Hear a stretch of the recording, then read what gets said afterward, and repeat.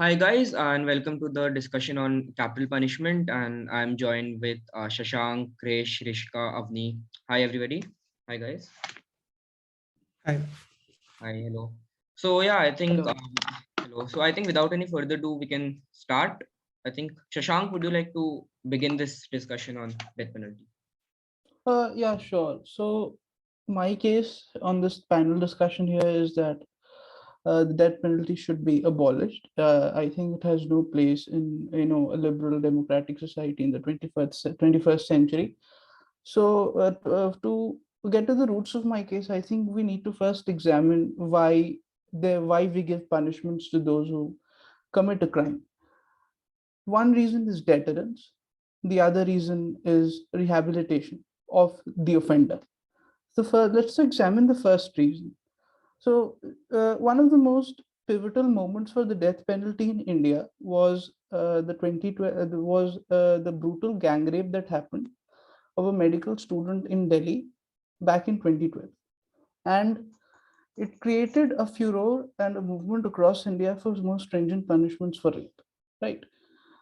By which and later on the laws were amended, the IPC sections were amended, and the death penalty was instituted for the offense of rape.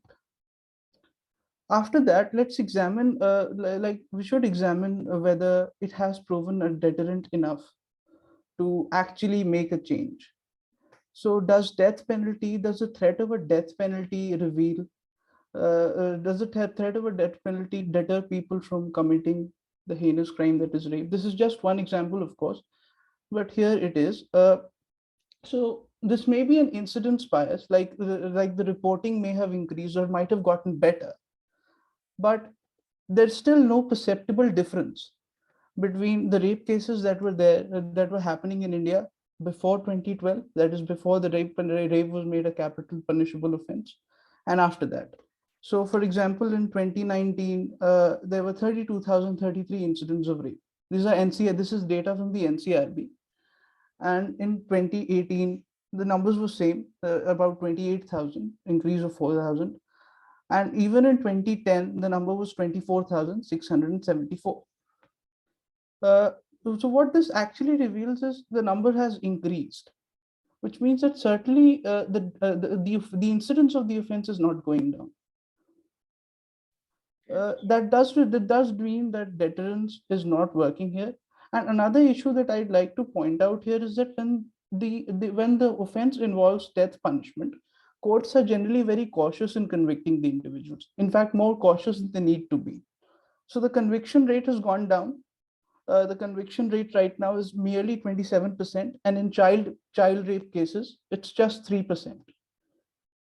So this means delayed justice for the victims, and this also means a long procedure of long legal procedure, which is not good either for the accused or the victim. I think one point that you mentioned over there regarding the deterrence, I think and the data you mentioned, even I have some data and like that's what I would like to highlight over there, that when we are talking about India, the entire point that even I am basing my argument as to why I'm supporting the death penalty should continue. But I think when we are talking about India, the problem is, and like you have really touched upon that one important factor, that the judiciary is very cautious, and this rarest of rare case term is actually a hindrance. And in fact, our entire idea of the discussion started when yesterday actually regarding the Ahmedabad bombing, 38 people were given death sentence by the special court. But I'm 100% sure that it will take another 10 or 15 years minimum for the Supreme Court to finally get to that. And by that time, the people actually forget about that incidents whatsoever. It happened in 2008. Until now, it just reached the lower court. I mean, the special court gave its verdict. Not even the High Court, not even the Supreme Court. And by the time they do that, people will just forget about all the happenings because, and I think our friend Krish and Avni can later on highlight over that, the psychological aspect over that. Like people do forget things because new things do come up, new events happen. So I think they'll delve deep into that. But one data that I would like to mention over here was regarding it's the crime rates. It's crime rates in by the Crime Index 2021 by World Population Review. And if you see crime rates in Qatar, UAE, Saudi Arabia, those are 11.9, 15.45, 26.68. and compare it to United Kingdom. Over there, death penalty is abolished, but the crime rate is 44.54. So my take on this is that death penalty is actually, it is beneficial because we see Saudi Arabia, UAE, Qatar, there is death penalty. In fact, there is death penalty in many more cases than there is in India. The problem is the enforcement mechanism, I feel, in India, because of which we are not, like, death penalty is not being seen as a deterrence. So I think Krish and Avni, you can perhaps delve deep into that aspect now. Um, can I? Yeah, yeah, sure, sure. Actually, you are right about that psychological aspect that after an amount of time has passed, the severity becomes less. But this is not true in all cases. Like in the Nirbhaya case, 8 years have gone by, but I don't think there is even one person who has forgotten the brutality of the incident. Just because time has passed, the victim or someone who has merely felt the pain of the victim, who may not be related to the victim, does not necessarily let go the event into the back shadow. I think even that case in which a woman from UP murdered along with her fiance or boyfriend, she murdered 7 people of her house, in which there was even one baby. I don't think such incidences, uh, they touch upon lives, and even like that woman may be in jail. She was like, I don't know if she's hanged now. I don't think that is executed, but she moved on with life. Like I think your point is that her life went on. She has a daughter, and like almost by this age, even if she is executed, it won't matter a lot. But to the people who were affected, I think it still matters.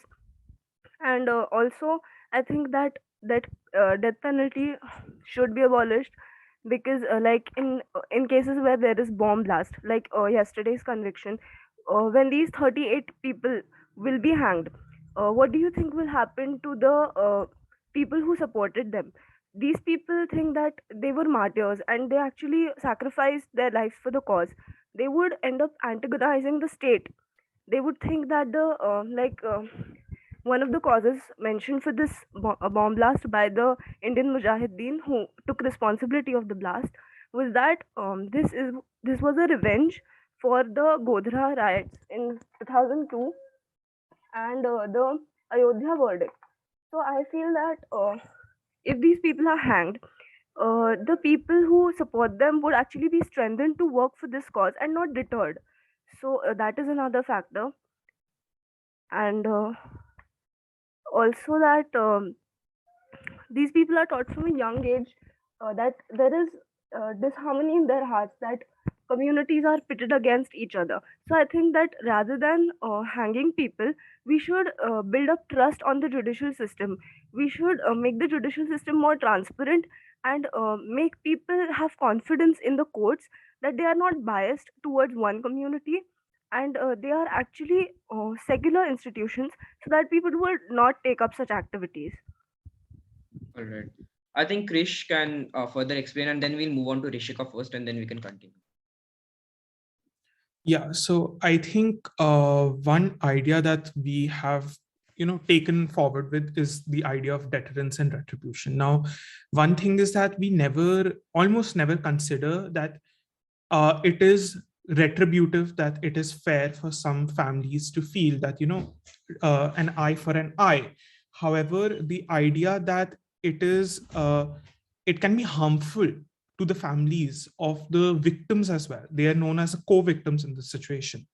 And it can be harmful to them because I'll give you an example here. So we have the University of Minnesota. It did a study in the past few years where it discovered that 2.5% of the co-victims, they said that they were the only ones who achieved closure when the proprietor actually was put on for capital punishment.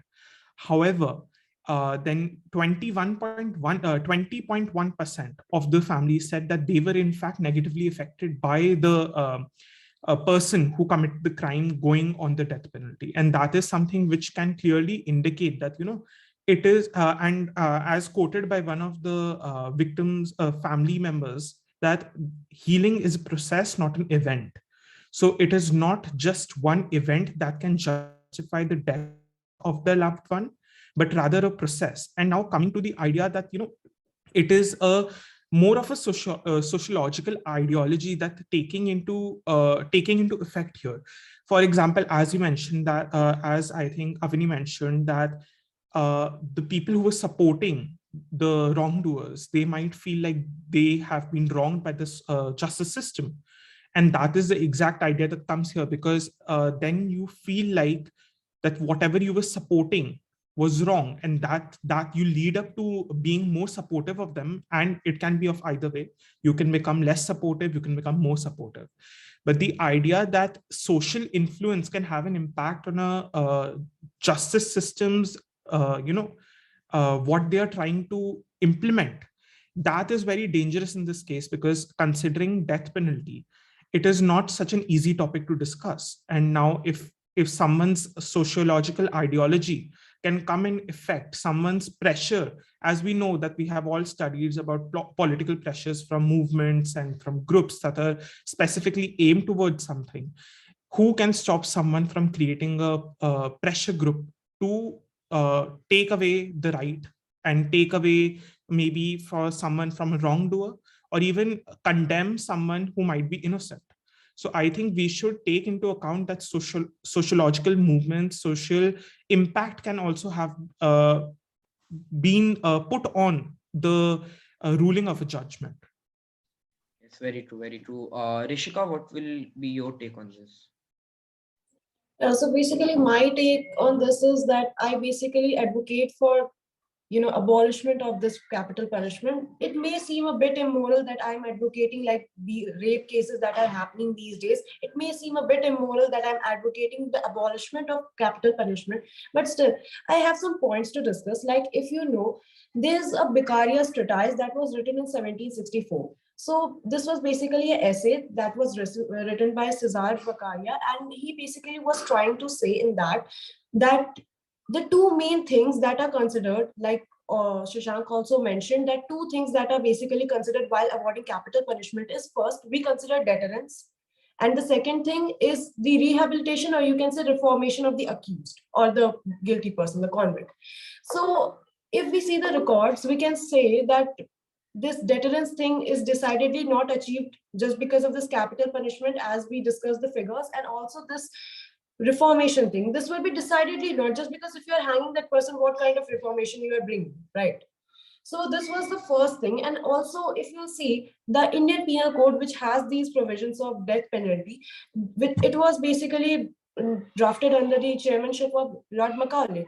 So there was a famous argument he given, that he said, we had many petitions from people while we were drafting the Indian Penal Code that we should not consider the capital punishment as a punishment in any of the offenses. And there were also many counter petitions that said that no, you should have capital punishment even for crimes like gang rape or gang robbery.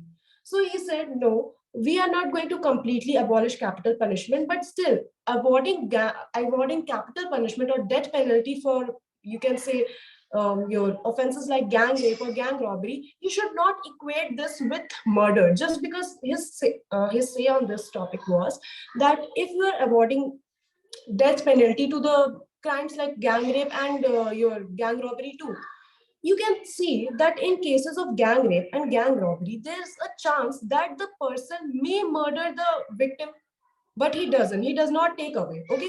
So in that stage, if he does not take away the life, it is acting as a deterrent, right? If you're basically creating the fear that he will take away the life, then he will be awarded death penalty.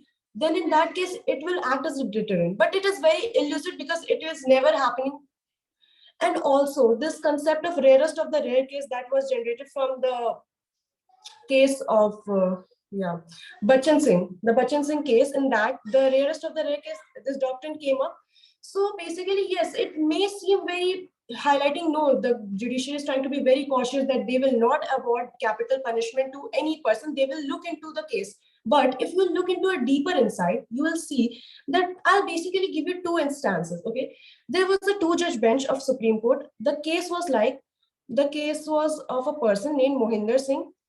That person, he raped his own daughter. That person raped his own daughter, and after that, he was awarded 12 years of imprisonment for that. Now, When he was released on parole after 12 years, when he was released on parole, he killed his wife and his daughter both. And in that case, a two-judge bench, they said of Supreme Court, they said that no, it is not the rarest of the rare case. It does not come under the domain of the rarest of the rare case just because this person is not a grave threat to the security of the society. This person is just a grave threat to his family. Now his family is over, so there's no need of awarding capital punishment or death penalty to this person, Mohinder Singh. Now, just 1 week later, again, this one judge from that same bench, a case came in front of him that there was a person, an individual, he kidnapped a 7-year-old boy and he murdered that 7-year-old boy. And this time, the decision that was basically given, or the judgment that was given, he was awarded death penalty. When the people asked why you are awarding death penalty, he said that just try to, imagine or understand the plight, the agony of the parents of that only 7-year-old boy, who would have been that boy was the only male child of those parents, and now who is going to take the lineage forward. So just try to understand the patriarchal mindset of the judges, that they are so much like, if a person, he's raping his own daughter, it does not come under the domain of the rarest of the rare case. After that, he murdered his wife also and the daughter too. Does not come under the domain of rarest of the rare case. But just a person, he killed a 7-year-old boy. Okay, I'm not saying that it should not come. He killed a 7-year-old boy, and just because he was the only male child, that person should be awarded death penalty. So my say is basically that, see, if I'm an accused, my luck or my life will basically on the depend upon the mindset or the discretion of the judges, that who is going to be the judge or who is going to give the decision. So don't you think it will basically, you can say, violate your constitutional guarantees of Article 14 and 21? It will, right? But So what I can these, understand, Rishika, what I can like just one question from that. What I think I can understand is that in case because since we are in a discussion, we can create hypothetical scenarios. So would you voice for that both in both the scenarios death penalty to be awarded? Because what I could feel is that when you mentioned that the patriarchal mindset and everything, and I think this patriarchal mindset can be next discussed with Krish and Avni after we go to Shashank first. But I think this aspect as to do you support that both of that in both the cases death penalty should have been there, or are you saying that in both the cases shouldn't have been there? see, my say is that it should not have been there. Okay, death penalty should not have been there, just because in some cases you are awarding death penalty, in some you are not awarding that. So you are not But if we equating give the it thing. in both, but my simple take on this, because everything I understood from this, that there's a deep resentment from your thing that I could understand, that the patriarchal mindset, and it's truly it's sad that something of that sort is happening. But I think the best case scenario in your case would be to award death penalty in all these cases, right? Instead of No, giving no, no. See, if you are awarding death penalty in all these cases, then what will happen? Each and every individual will be awarded death penalty, and taking away somebody's life that you have not given is not something that I basically advocate. all right, okay. So we can have Shashank first. Arnab, Yeah, yeah, sure.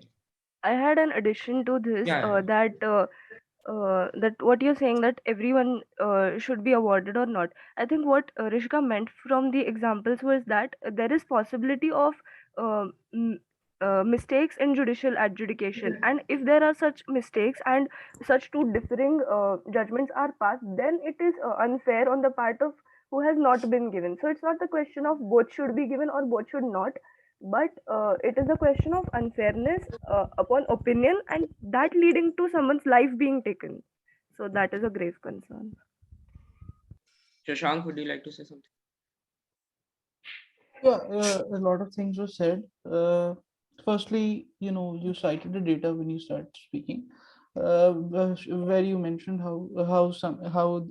for example, crime rates in the UK are more severe than in some Middle Eastern theocracies. Well, that can be countered because I think that these are Middle Eastern theocracies, and for example, the data you gave was for rape, right? Yeah, no, the general crimes committed, it's the entire data of all the major crimes. Yeah, if it was for all the crimes, then it does not really have a pertinence to this debate, because all the crimes do not carry capital punishment. And if it was for rape, it would be that my simple point would be that these are Middle Eastern theocracies where many forms of rape are not even considered rape. They are accepted. They're accepted by the law, by the society there. Number two would be that because of the lack of robustness of the judicial system that there is in those countries, a lot of crimes would tend to be underreported because almost all the because the system, of course, you can understand, is very biased against these kinds of things, right? And of course, in the UK, the judicial system is a little more robust. Coming back to India, I think a lot of points were said. But my basic point still would be that the basic reason why we punish anyone would be is because we want to deter the crime from happening again, and because we want to set the individual on the right path. So the second thing clearly does not happen if you just hang the person. You don't set the offender on the right path. The first thing, the first thing would be first thing, of course, it does not deter, because for example, if you take the simple case of rape as well, the numbers don't seem to be going down at all ever since it was made a capital offense. Uh, to the point about whether we can take or take life or not, uh, it's a very philosophical question. I think this discussion should be limited to the legal sphere. It doesn't really matter whether we can or we have what we can what we understand from spiritual things, because it doesn't concern anything that we have in the legal sphere. Coming back to the death penalty, uh, a lot of these crimes that we have, uh, a lot of these crimes and the offenders who commit the crime, they are a result of social conditioning. They're not evil by themselves. What death penalty means, what death penalty essentially tells you is that these individuals, they were born evil and they committed these crimes, therefore they deserve the fate that they got. But clearly that is not the case. A lot of individuals are conditioned to commit those crimes by the society that they grow up in, by the in the social circle they grow up in, by the impressions that get formed in them since their childhood.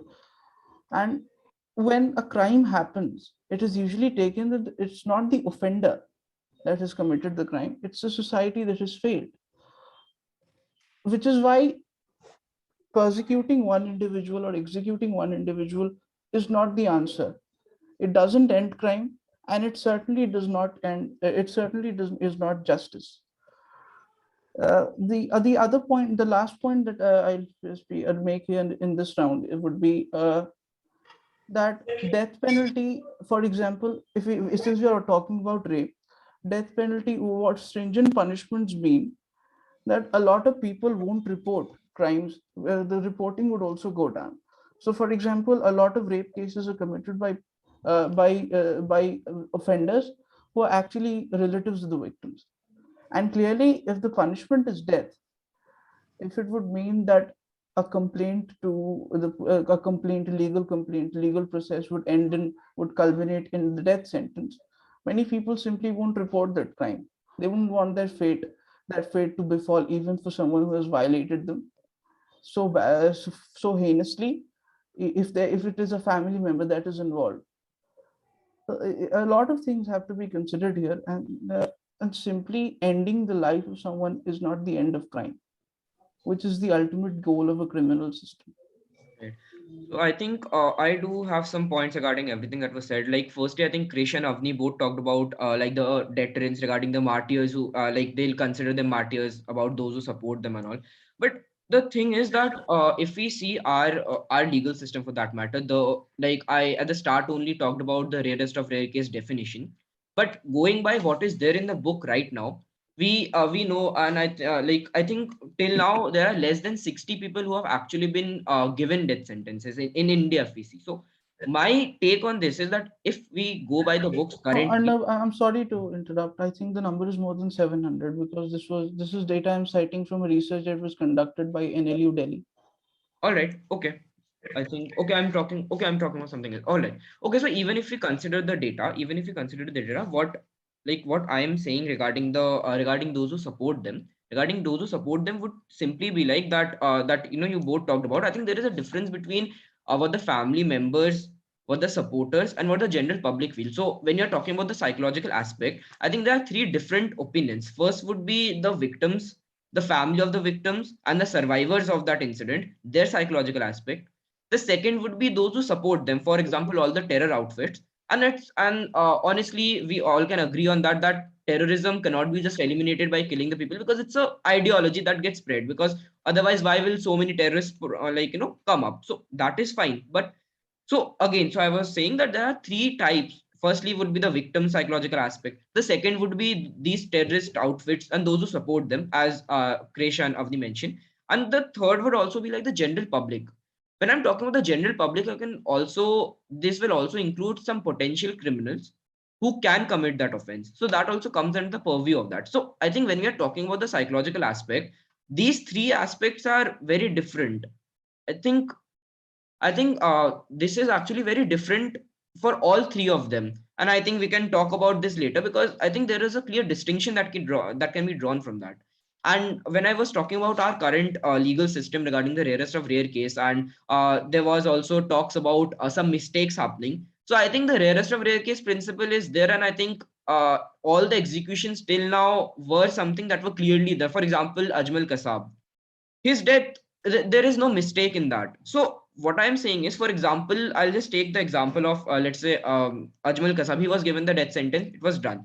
But on the other hand, we all know the hijacking of the Air India flight 814, it was the Kandahar incident and everything. So and my main contention is, over there India had to release three militants. There were Mustaq Ahmed Kumar, and then there was the main accused Maulana Masood Azhar, who is still there. So my main take on this is that many hijacking or many this kind of capture also happens to release these people.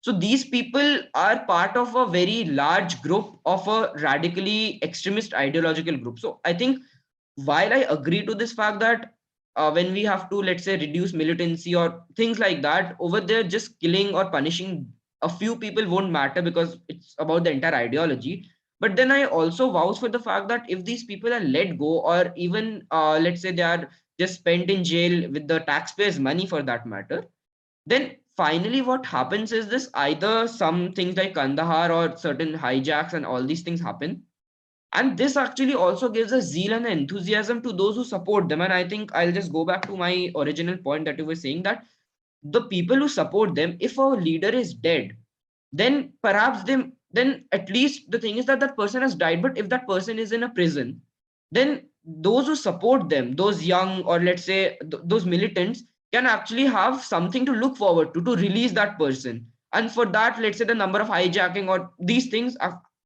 there, and we have seen all the hijackings and everything. Let's say the twin towers that happened, like all of them were motivated to all these kind of things. So I think to make somebody of, and again I'm saying that if there is any doubt or ambiguity, of course we shouldn't avoid death penalty. But I think in rarest of rare cases, by the books that are there as of the law still now, I think these people are convicted and there is no doubt remaining that they have done that offense.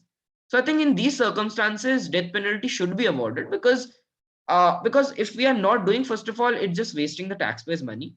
And I think secondly, it is the threat to the security of our nation. And I think what Rishika also mentioned regarding the security of the state, that aspect was mentioned by Rishika. I think keeping them alive is a more threat and a more serious aspect of our national security. And I think that's the main reason that death penalty actually should be abolished. It should be. I think, yeah. Uh, just a um, clarification to what you said about the hijacking and all. Isn't tightening the security, or uh, uh, just making sure that such things don't happen, isn't it better than actually hanging Masood Azhar or something else? Like, isn't that a better option? I think I would disagree on that, because these things have been happening in India since so many decades, and not just India is the victim. We all know the entire world is a victim of terrorist attacks. And even if you consider that India might not have the best security, I think many Western countries do have that. But still, such events happen. I think if you see the situation in Jammu and Kashmir right now, I mean, the thing is that the government is doing the best as it can. And I think even if it is not like we have money, the government is spending a lot, everything is done, but still these things pop out because, again, as I mentioned, and I again reiterate the fact that ideology is the one that is motivating them, not just the individuals, right? So it's not easy to tighten the security. We have seen, like, I mean, Kandahar was just an example. That's not the sole terrorist attack, right? If that would have been, then I can agree that okay, that this is one time and it's fine. But these things continue to happen. Terrorist attacks continue. What happened in Mumbai? What happened in Ahmedabad? So these things do happen. So I do not think that security up to a point fails when this kind of mass ideology is spreading among the militants. Yes, that is correct. But about the taxpayers' money, I would like to differ with you that taxpayers' money is not getting totally wasted. There is, even if there is a 0.001% chance that there might be some new evidence that might crop up in the future, which might lead to overturning or even reducing of the sentence of the uh, convict, then I think that money is worth putting in there on the maintenance of the people. And I think that about what the moral branch, what Rishika mentioned, that is it immoral to uh, you know abolish death penalty. I think it is not immoral because I think our justice system, what it needs today is not revenge, but it is justice. And just extending the suffering from the victim's family to the convict's family is not the solution. It is like we are thinking as a society that the only way to make things right would be to make the convict suffer proportionally. But I think that rehabilitation ensures that the victim is compensated proportionally. So that is a more progressive approach, as opposed to the theocratic or the revengeful and personal vendetta wala approach, which is there. I think, Krish, we can have your view on the different aspects of the psychological factors, the distinctions, and I think after that, each one of us can have a concluding statement and just brief summary. You can continue. Yes, so definitely I agree with almost all of the points that were made here. So one thing that I found was that there was a talk about conditioning, social conditioning, as we were talking about. Now, if we take into that point, what is learned can be unlearned also. So I think that is a very important fact to consider here. In psychology, the basics of learning considers that it is something that you are very, attached to. It's an experience that can never be unlearned because you have no such other, source of conditioning. Now, in that case, we also understand from psychology that conditioning is a response to both punishment and reward. So at the moment, you might feel rewarded by what you have done currently. And that is where I come to in the court system, that we consider both deterrence, rehabilitation, and retribution. But have we ever considered regret? Now, regret is something that I will talk about from a more psychological point of view rather than a lawful point of view, because now, taking into example some of the cases, I am not able to recall their exact names. However, I am able to cite them because, a lot of cases were brought up because of their sociological causes during the last few years, especially in the USA. Now, taking into consideration of those cases, we can consider that certain judgments. Now, the person, the wrongdoer, they felt a feeling of regret because at the moment, of course, I'm not saying that is again a very rare case to occur, but at the moment you might feel like there was something that you did wrong and that is not something that you should have done. And that is where I come to the point that it can also affect the co-victims or the family members of the victims, friends of the victims. Now, in the end, why do we file these cases? Because they feel like they have been wronged, their family member or their loved one has been killed.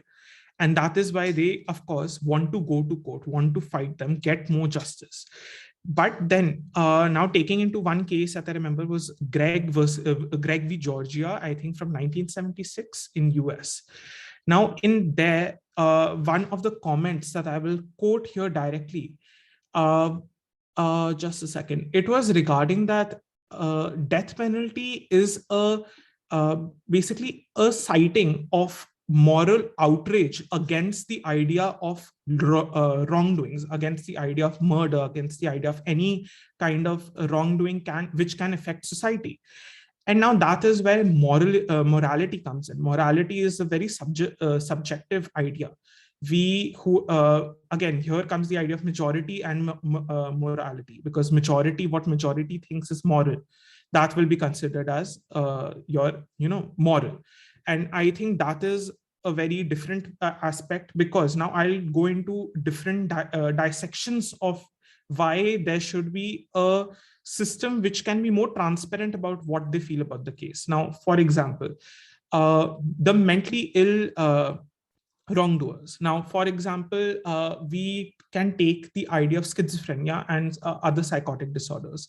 Schizophrenia can provide, and as we have seen in many cases where the defendant talks about how they can hear people telling them to commit crimes. Of course, it is not easy for anyone to pretend and have a psychotic disorder, because over the last 100 years, we have generally and strengthened our moral and basic fundamental base in testing of psychological disorders. And I think that is where this comes from. And we have other disorders such as bipolar disorder and major depressive disorder, which can cause a feeling of hatred, which can cause a feeling of wrongdoing, and it can take an effect against someone in a way of murder, for example. Secondly, juvenile defendants. Now, juvenile defendants, that is a very sensitive and touchy topic, because if we were to give the same same rulings and judgments to juvenile defendants, then it would be same saying that why would you want to create a separate facility for juvenile wrongdoers? Create one facility for all wrongdoers. Now, that is something different. However, I also feel like at a younger age of 18, maybe let's take 16 or 14, let's not take 18, because at that time you are coming closer to your more mature thinking. But at the age of 14, we still haven't developed fully cognitively, and that may affect our morality, our judgment at the moment of our crime doing, our wrongdoing. And that is again taking into consideration, I think, Nirbhaya case, where two of the four wrongdoers were underage. I am not sure about the number. I would let you correct me if I'm wrong. So that is where it comes, that two of them could have gone scot-free and gone to the prison system, whereas two could have been hanged in this case. So is that justified or is it not? And then finally, I would like to talk about how it can cause mental stressors amongst the survivors, amongst the people who co-victims, amongst the family of the defendant. And that is in the form of PTSD, depression, bipolar disorder. There are stems of certain psychological disorders which can be seen amongst families of even the co-victims or the victims. And that is something that should be taken into consideration. That is where the regret part comes in, that do these families, after hearing the case, still think that it is justified for the court to give a death penalty to the killer or the defendant in the case of their own family member or loved one? And that is why I think it is a little bit of a wobbly situation, that we cannot really say it's right or wrong. Because again, revenge can be sweet at the moment, but again, as I quoted earlier, healing is a process, not an event. So maybe after the death penalty was carried out, they might find themselves more guilty of the fact that someone else had to die, and that might cause more distress amongst themselves also. Right. I think Rishika, we can have your statements, and then Arnab, before yeah, sure. before you move to the concluding statements, I would just like to elaborate on what Krish just said about the regret part. We've all seen in the film 2611, in which Ajmal Kasab, as you brought him up, Ajmal Kasab, he was hardly, I think, 23 or 24 when he did all of that. And when he was taken to the mortuary where the other of his companions, of his conspirators were, whose dead bodies were there, and the officer, like, he said that we were told that if you would do these terrorist acts, you would go to heaven. But when he comes there, those people were smelling and they were dead. And then Nana Patekar asks him, now how do you feel about doing this? Would you still do it? So that time he cries. So I think that proves that he was still in his formative age, and if he was totally cut off from those people who taught all of that to him, he could still be normal, and he would stop thinking like that. And anyways, we are not asking to release him scot free, we are asking to life imprison him. So if he's cut off from his bad from his bad sangat, then I think it would rehabilitate him and he would not think the same. I would like to add another example from what Avani said, and to reiterate what I said earlier, was a case, a very infamous case of a cult named Jonestown that was seen in America during the 1970s to 1980s. Now, the survivors of Jonestowns, they were somewhat a part of it. They were taking part in the cult. They were taking part into supporting the person. So anyone for context, Jonestown was infamous for, I believe, around 900 people dead over one night by drinking poison Kool-Aid after the main person, or I would say that the proprietor or the main, I don't know what exactly the terminology would be here because it was such a massive killing.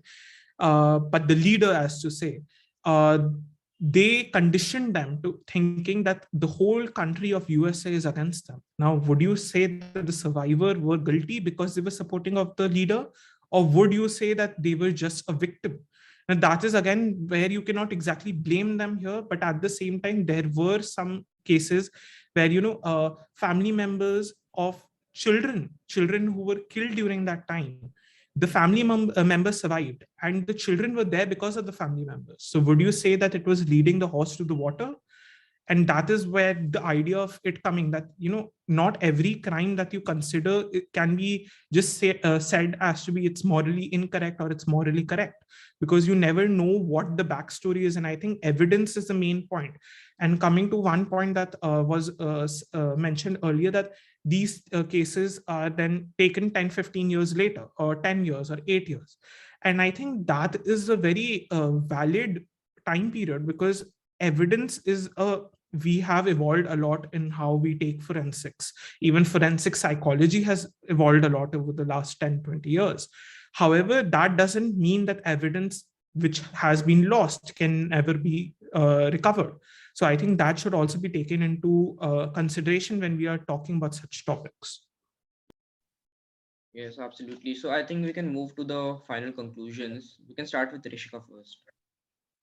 Yeah, so basically, I mostly would like to say that death penalty or capital punishment, I'll say that the most important aspect that I see that why capital punishment should be abolished is its irrevocability. Like in the cases of mistake, what you will be doing, right? If you award a person life imprisonment, if some after some years it comes out that yeah, this person, some evidence has come out that this person has not committed this particular crime, yes, you can say that after that you can basically reverse your judgment. But if you have awarded that person death penalty, then what? He's gone, right? So in that case, this is the most important aspect that I consider why death penalty should not be there. And if you want to consider retribution, then retribution is something that we basically do not consider. The two basic principles for avoiding capital punishment is deterrence and the rehabilitation of the accused or the convict. That's all. Thank you. Thank you, Shashank. No, so my basic point remains the same. My conclusion is that a death penalty should be abolished. As for the arguments that keeping those individuals alive burns the taxpayers' money, or it can lead to major security threats. As far as terrorism is concerned, I think when you actually take stringent measures, it creates even further resentment, because terrorism is actually war against the state, right? Basically, it's war against the state. And why are these? And when those individuals fight a war against the state, it's because they feel a certain sense of resentment and alienation from the system. And when you take stringent measures such as a capital punishment, against these individuals, uh, it actually increases that feeling. So, for example, you can take a look at the case of Afzal Guru when the Indian state decided to hang him for his crimes. Uh, there was actually a sense of solidarity in the valley. People came out in support of him, and it created further resentment, which should not have been there, which is exactly the opposite of what we are trying to do, right? So death sentence actually creates, and as for security threats, as for security threats, they can always be avoided. If you go into any terrorist attack, for example, even the 26/11 attacks or the 9/11 attacks, they were lapses by there were certain lapses in the procedure. For example, in the 26/11 act 26/11 act, they came through the sea route, and at that point of time, India had no mechanism to prevent all of this from happening. They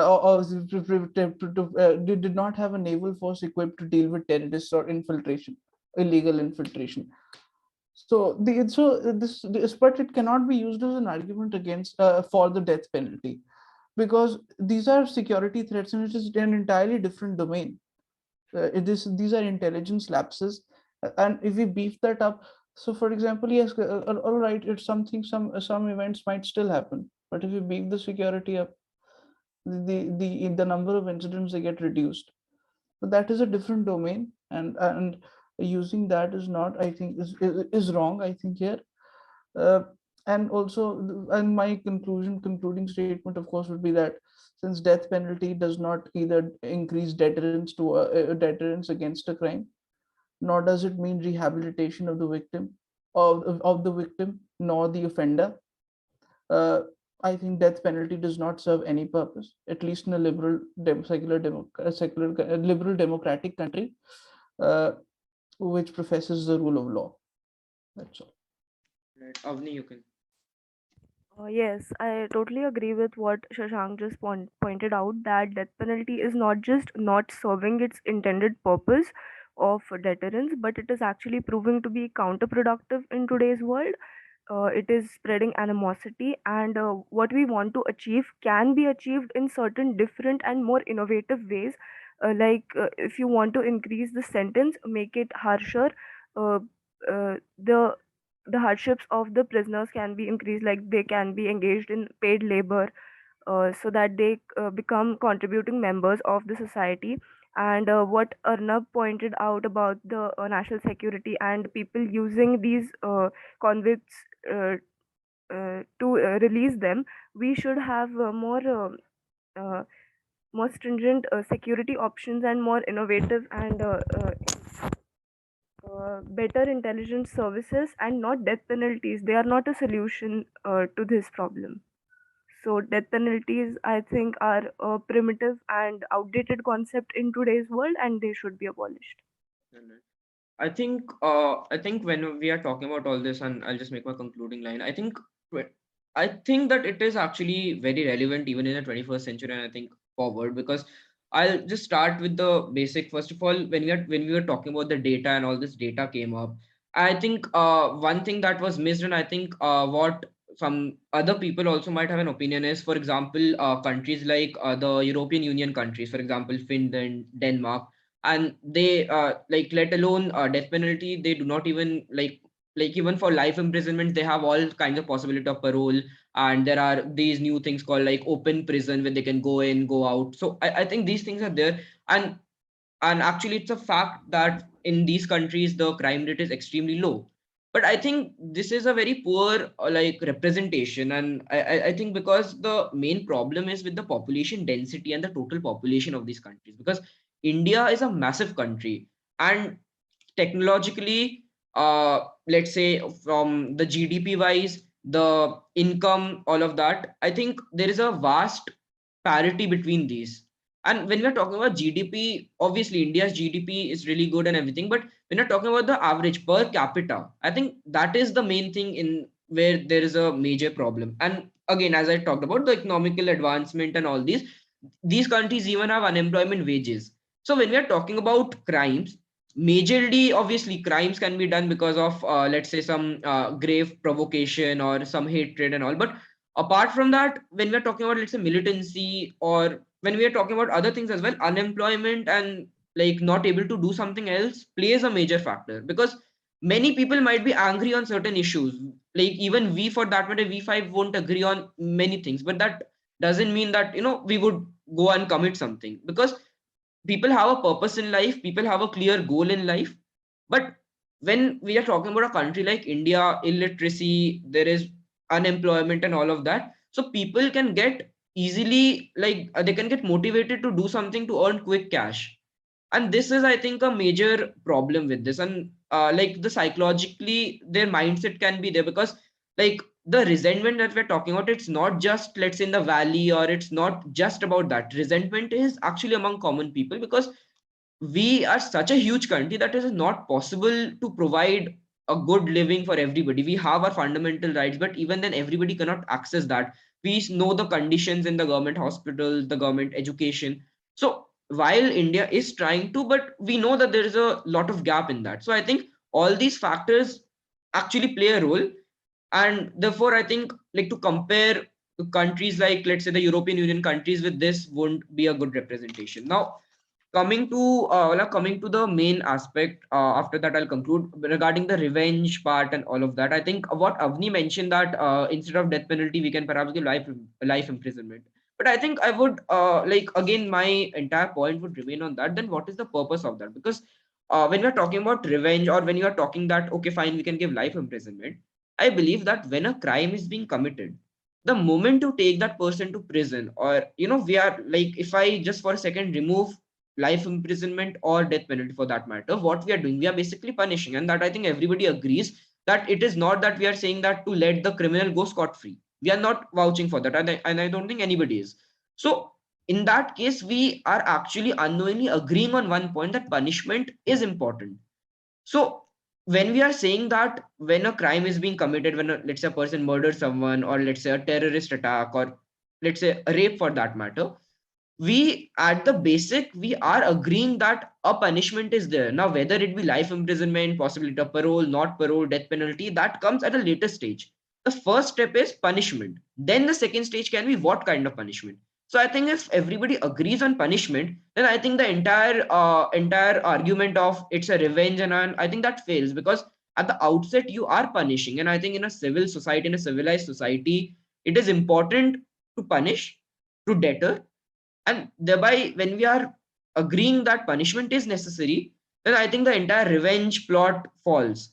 And lastly, to conclude regarding the mistake part, I think Rishika mentioned, I think, as I had said, that Indian judiciary takes a lot of time. And I think Krish also said the point that evidences are important and everything. I think that is fine, but I think I would still say that the criminal justice system needs a revamp, because in other countries as well, I'm not saying that they are just going on to punish people like that. They're like, countries like Saudi Arabia and all, they are like 10 times more advanced than India. So although they can have harsher punishments and everything, but still a proper mechanism is still followed.